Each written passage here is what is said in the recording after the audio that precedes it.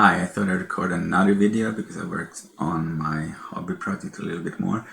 And this time I've done some procedural animations. It's not on the character, which would have been cool, but that's a much larger task. So what I've done is, if I touch this, you can see a bunch of red nodes coming up. So this is basically a skeleton generator. I can choose how many joints are in the spine of this, and I can choose limbs that go out from them. I can choose how many joints are on the limbs. For this example, I'm just going to do a spine because that's what I've been generating and working with.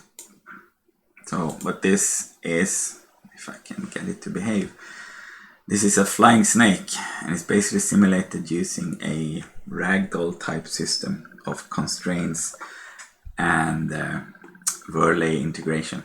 So overlay integration with constraints is basically what's used for a ragdoll in games. In this situation, I'm using it for something simpler, but it's a stable solver and it behaves the way I want to.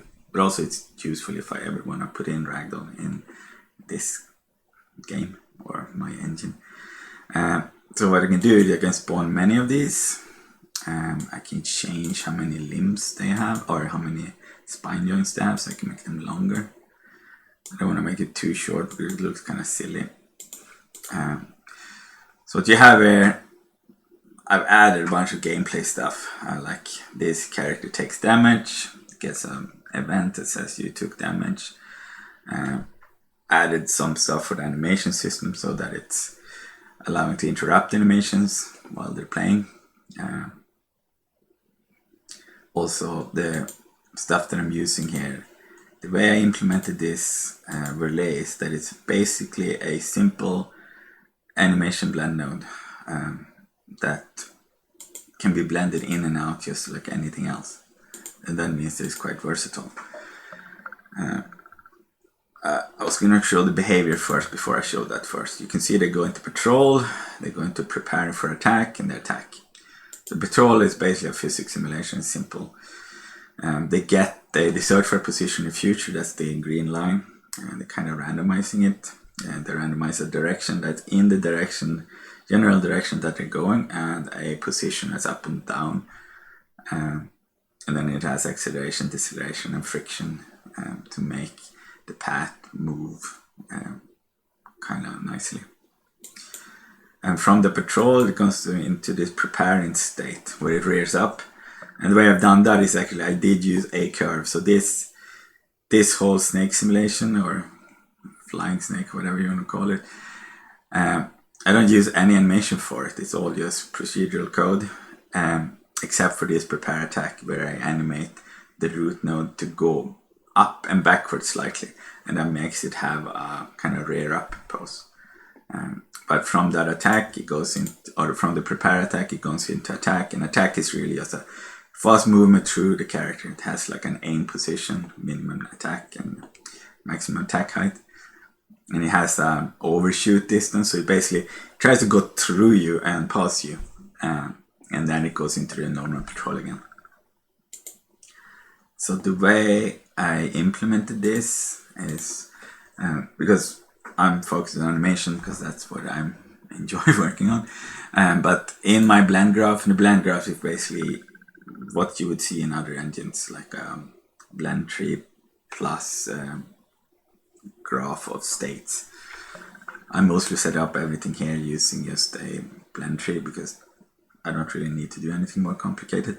But this snake-like creature is basically just this node. It's just a relay node, and the relay node basically just does this.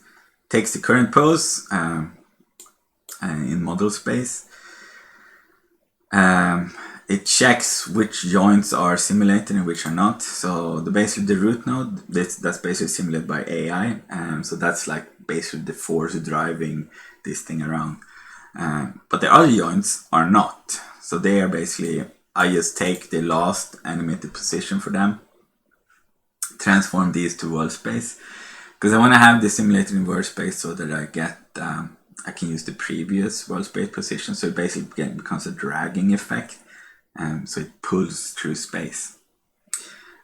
So the way the constraints work, I can share this link, but most people have probably seen this. It's just a classic Hitman Ragdoll implemented for the first, I think the first Hitman game.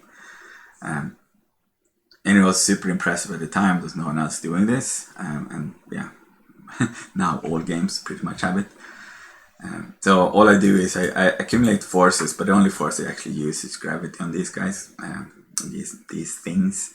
I do the whirly step, which is the whirly integration, which uses current position and previous position instead of velocity, and then it sets a next position.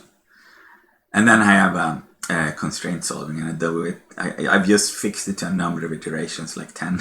This is just hard coded. I don't care right now. I'll make it flexible later.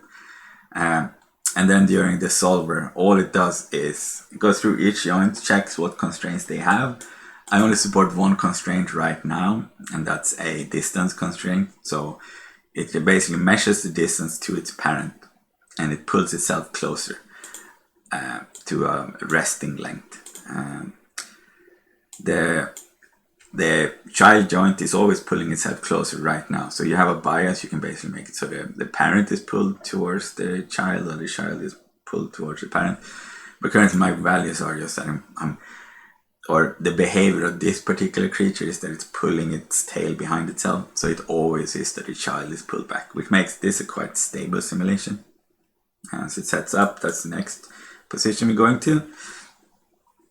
I copy out that result to a buffer that I have for the previous world position, and I have to do a couple of steps. I transform that world space to model space, and then from model space I go to set this pose, which is the animated pose, which means that this whirly integration is something I can use anywhere in my blend tree, and I can blend it with regular animations. So it just fits nicely in the whole pipeline.